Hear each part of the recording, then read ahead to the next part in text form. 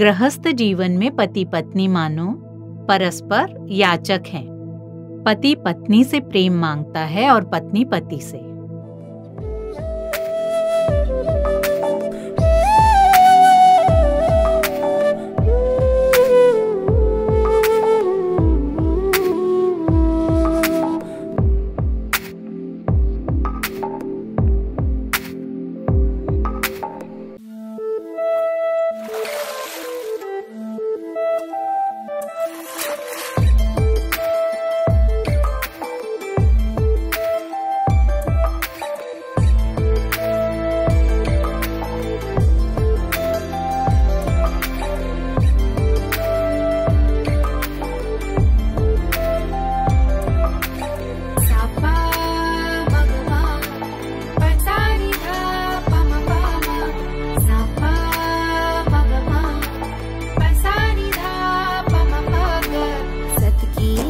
पे चल के देता जो ये संदेश, प्रेम के रंग सब रंगे, सबका है एक खिवैया, भीड़ में हो या रहे अकेला, आनंद में रमता जो नंदती नंदती नंदती नंदती नंदती देवा, नंदती नंदती नंदती नंदती नंदती देवा, नंदती नंदती नंदती नंदती नंदती देवा, नंदती नंदती नंदती नंदती नंदती देवा।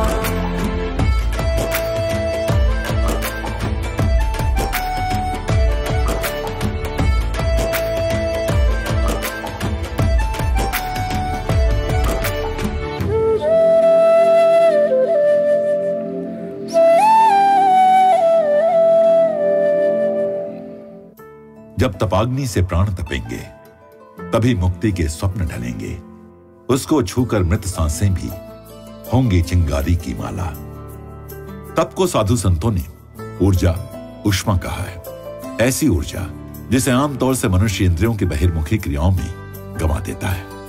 इसे बाहरी जगत में न गंवाया जाए तो ये अंदर रहकर हमें बलिष्ठ बनाती है। यही तप है, यही योग है। हम अपने ग्रंथों में पढ़ते हैं, सती ने तप किया, अर्जुन ने तप किया, प्रहलाद ने तप किया, भरत और लक्ष्मण ने तप किया, सीता माता ने भी अशोक वाटिका में रहकर तप किया। तप यानी अनेकानेक ग्रंथों का अध्ययन नहीं, बल्कि बाहर का सब भुलाकर अपने अंदर की यात्रा करना। अपने ही अंदर सब है यह जान लेना और फिर संयम से रहना। किसी वस्तु व्यक्ति विशेष को महत्व ना देकर उनके दास नहीं, अपने मन के स्वामी बनकर रहना सबसे बड़ा तप है। इंद्रियों और मन को संयमित करने से ज्वाला सी पैदा होती है। यही तप है, यही संन्यास है। फिर आप कपड़ा भले कोई भी पहने, आप ऐसे तेजपुंज हो जाएंगे कि आपके सानिध्य में दूसरों को पवित्रता और शांति का एहसास होगा। प्रेम स्वरूपी और आत्म स्वरूपी आप सभी को नमस्कार। ഭാര്യയുടെ മനസ്സറിയാൻ ഭർത്താവിന് ജ്ഞാനമില്ല, ഭർത്താവിന്റെ മനസ്സറിയാൻ ഭാര്യയ്ക്ക് ജ്ഞാനമില്ല. ഇല്ലാത്ത സ്ഥിതിയിൽ അത് പ്രകടിപ്പിക്കുക തന്നെ വേണം. പ്രകടിപ്പിച്ചാലേ അവർക്ക് മനസ്സിലാക്കാൻ കഴിയുള്ളൂ. मातृत्व व प्रेम सब में निहित है। इन्हें भीतर न रखें बल्कि विकसित, पुष्पित और प्रकट होने दें। शिशु का जन्म माँ में मातृत्व जगाता है। सब वर्ण माँ में है। बच्चों को अच्छी बातें सिखाते, सदुपदेश करते समय, नैतिक मूल्य सिखाते समय माँ ब्राह्मणी है। माँ हर खतरे से अपने बच्चों को बचाती है, अपनी जान की बाजी लगाकर भी। उनके उत्कर्ष हेतु जब वो उन्हें कठोर दिनचर्या द्वारा अनुशासित करती है तो वही माँ क्षत्रिय है। जीवन में समय, धन और शक्ति का कैसे रचनात्मक शैली में उपयोग करना, समाज की सेवार्थ, भौतिक व आध्यात्मिक प्राप्ति में से अपनी आवश्यकता के लिए बचाकर बाकी खुशी खुशी दूसरों को दान देने की शिक्षा जब देती है, तब वो ही माँ बन जाती है वैश्य। जब अपने बच्चों के लिए खाना बनाती है, उनका मल मूत्र उठाकर उन्हें साफ सुथरा करती है, उनके कपड़े धोकर इस्त्री करती है, तब वो माँ एक शूद्र है। माताएं आदर्श बनेंगी तभी बच्चों को मूल्य दे पाएंगी। अम्मा के जमाने में माताएं स्वयं आदर्श थीं। वे तड़के उठती, अर्चना पूजा करती और घर का सारा काम। उस समय 12-13 बच्चे होते थे। उन सबका पालन, साथ ही कृषि, गायों, बकरियों, बत्तखों और मुर्गियों, गांव में ये सब आम होता था। वो सबकी देखभाल करती थी। इसी बीच पूजाएं और सप्ताह में 2-3 अनुष्ठान, महीने में 4-5 दिन उपवास होता था। आज माताएं कामकाजी हैं। माताएं आज भी वैसी ही हैं, पर आज के बच्चों का भाव बुद्धि प्रधान हो गया है। आज्ञाकारिता के अभाव पर याद आया। किसी के घर में डाइनिंग टेबल पर एक पिज्जा रखा था। माँ के 3 बच्चे थे। तीनों एक साथ टेबल पर आए। तीनों बहुत अशिष्ट थे और माँ से पिज्जा मांगने लगे। माँ ने कहा, जो विनयी, नम्र और आज्ञाकारी होगा उसे ही पिज्जा मिलेगा। माँ थोड़ा अनुशासित करने का प्रयत्न कर रही थी। माँ की बात सुनकर तीनों बच्चे एक साथ बोले, चलो भाई चलते हैं, आज तो पिज्जा डैडी को ही मिलेगा। तुम लोगों को रास्ते पर लाने के लिए मुझे कठोर होना ही पड़ेगा। माताएं कुछ भी करें, दुनिया उनमें दोष ढूंढ ही लेती है। दूसरों में दोष ढूंढने, निंदा करने को उकसाती है हमारी वासना। जो चाहिए सो चाहिए, दूसरों के बारे में सोचने की जरूरत ही नहीं, ये मनोभाव है। गृहस्थ जीवन में पति पत्नी मानो परस्पर याचक हैं। पति पत्नी से प्रेम मांगता है और पत्नी पति से, क्योंकि शादी का आधार निष्काम प्रेम तो नहीं था, प्रयोजन था स्वयं प्रेम पाना। तो दोनों याचक हैं। जैसे 2 अंधे साथ चल रहे हों, वे परस्पर टकराते हुए भी चलते रहते हैं, आगे बढ़ते रहते हैं। परिवार में लड़ाई झगड़े तो होंगे, पता हो कि दोनों अंधे हैं। ये गलती करे तो वो माफ कर दे, वो गलती करे तो ये। याचक भी हैं, अंधे भी। मुझे क्या मिलेगा यही सोचते रहते हैं। देने की बात सोचते ही नहीं। मुझे नहीं दिया, मैं भी नहीं दूंगा। उसने नहीं बताया, मैं भी नहीं बोलूंगा। दोनों में यही चलता है। एक ही पलंग पर सोते हैं, लेकिन एक दूसरे से मीलों दूर। अम्मा को कहानी याद है। एक पति पत्नी सो रहे थे कि अचानक भयंकर तूफान आया और उन्हें पलंग के साथ मीलों दूर ले गया, कमरे सहित कहीं दूर पहुंचा दिया। तो वो दोनों काफी डरे हुए थे। डर के मारे एक दूसरे को कसकर पकड़े थे। अचानक पत्नी जोर से हंस पड़ी तो पति भी हंस दिया। क्यों हंसी तुम? हम घर से मीलों दूर आ गए। हमने कभी कोई यात्रा इतनी लंबी बिना लड़े हुए नहीं की थी। ऐसा पहली बार हुआ है कि इतनी दूर हम एक दूसरे से लिपटे हुए आए हैं।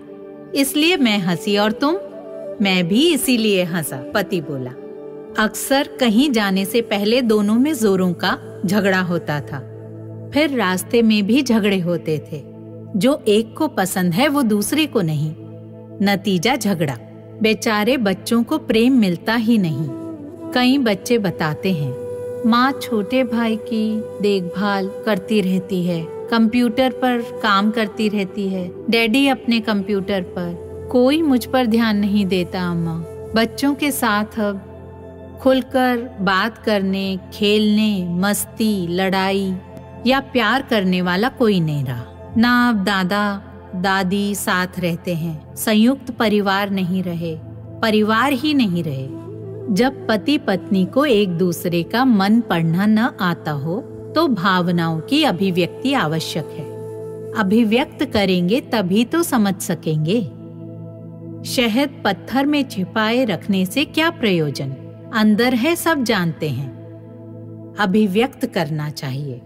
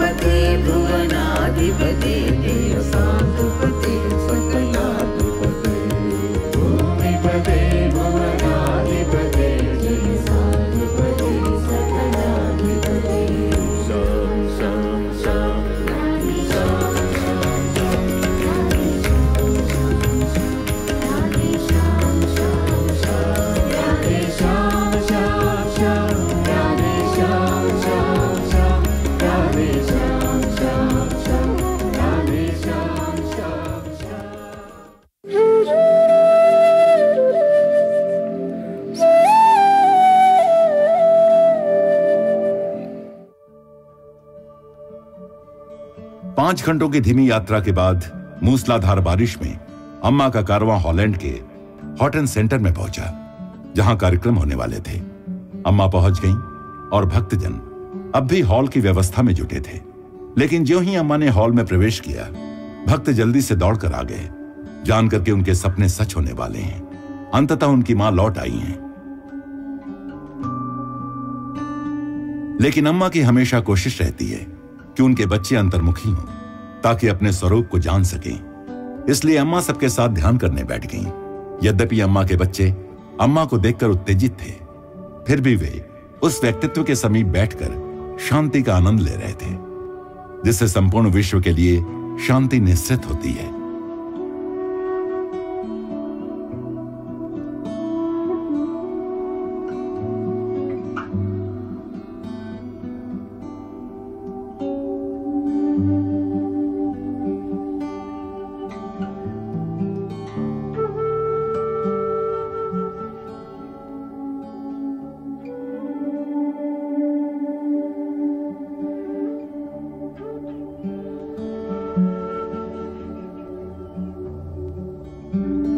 फिर अम्मा सबको अपने साथ शामिल करके प्रसाद बांटने लगीं। स्थानीय भक्तों के लिए यह सबसे प्यारा समय होता है, अम्मा के साथ ऐसे अंतरंग पल बिताने का।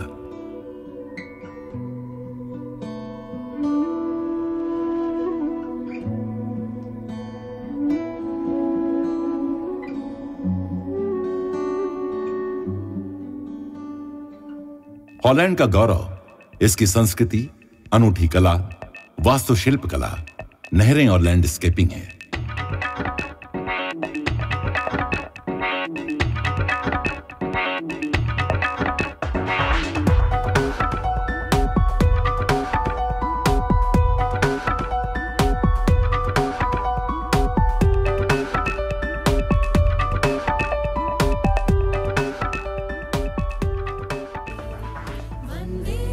लेकिन अम्मा के कमरे में आते ही लोग सब कुछ भूल जाते हैं और अचानक एक ही संस्कृति रह जाती है, और वो है प्रेम की संस्कृति।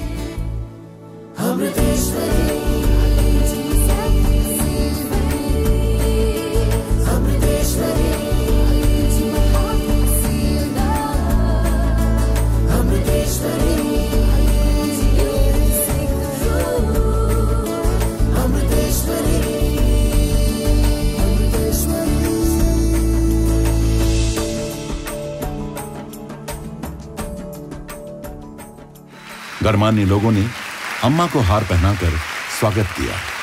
उन लोगों में से प्रोफेसर हैरिंगा के शब्द बड़े मर्मस्पर्शी थे। उन्होंने कहा, मैं अम्मा से पहली बार कोल्लम के अमृतपुरी कैंपस में मिला था। मैं अमृता यूनिवर्सिटी में जितने भी वैज्ञानिकों से मिला, सबने यही कहा कि अम्मा ही उनका प्रेरणा स्रोत है। अम्मा जब किसी विभाग के अध्यक्ष से मिलती हैं तो पूछती हैं कि बेटे, तुमने इस हफ्ते विश्व के कल्याणार्थ क्या किया। इसके फलस्वरूप उनमें इसे लेकर काफी सजगता है कि वे कहां काम कर रहे हैं और उन्हें कैसे काम करना चाहिए। अम्मा के लोकोपकारी प्रकल्पों में से एक कार्यक्रम है जिसमें 108 गांवों के लिए ई-लर्निंग कोर्सेज शुरू किए गए हैं। अम्मा ने वहां की महिलाओं को शौचालय बनाना सिखाया है। इससे ग्रामीण लोगों का जीवन स्तर बेहतर होगा। वीयू यूनिवर्सिटी में विश्व को बेहतर बनाने के लिए एक उक्ति लिखी है, जिसका प्रेरणा स्रोत अम्मा है।